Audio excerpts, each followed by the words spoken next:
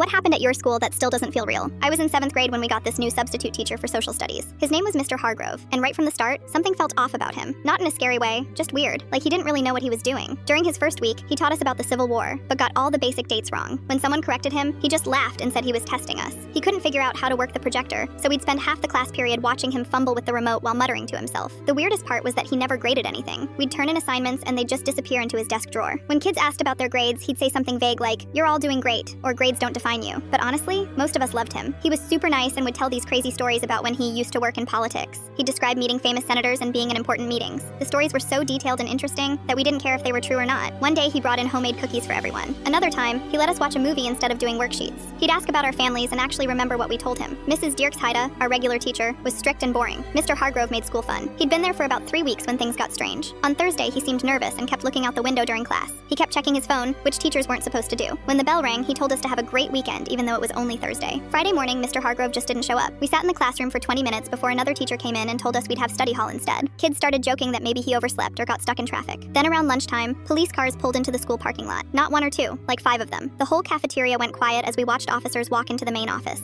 Everyone started whispering about what was happening. The rumors started immediately. Jake Martinez swore he saw them carrying out a box from our classroom. Emma thought maybe Mr. Hargrove was secretly a spy. Tyler joked that he probably got caught stealing office supplies. The wildest theory came from this kid Alex, who insisted Mr. Hargrove was actually someone's uncle who was hiding from the mob. We didn't get any answers that day. The principal just said Mr. Hargrove wouldn't be returning and our regular teacher would be back Monday. Everyone was disappointed because we actually liked him. But Monday morning, Mrs. Dirksheide pulled me aside before class started. She looked really serious and asked if Mr. Hargrove had ever said anything strange to me or asked personal questions about my family. I told her no, just normal teacher stuff. She nodded and said if I remembered anything unusual, I should tell an adult right away. That's when I knew something was really wrong. The truth came out slowly over the next few days. First, we heard from other teachers talking in hushed voices. Then some parents started calling the school. Finally, the principal sent home a letter explaining what happened. Mr. Hargrove wasn't even his real name. It was fake, just like everything else about him. His real name was David Wells, and he'd been on the run for almost 9 years. He was wanted for stealing over $500,000 from a political campaign back in Michigan. Turns out those stories about working in politics weren't completely made up. He really had worked for a senator's office, which is where he learned how to forge documents and steal money. The craziest part was that our school wasn't his first stop. He'd been doing this for years, moving from state to state, creating fake identities, and somehow getting hired as a substitute teacher. He'd taught at 3 different schools under different names before ending up at ours. The FBI had been tracking him, and someone finally recognized him from a wanted poster. The school district completely freaked out. Every parent got a letter apologizing and explaining how this happened. Apparently, he'd created fake references and a phony background check that looked totally real. The whole HR department got investigated, and they had to change their entire hiring process.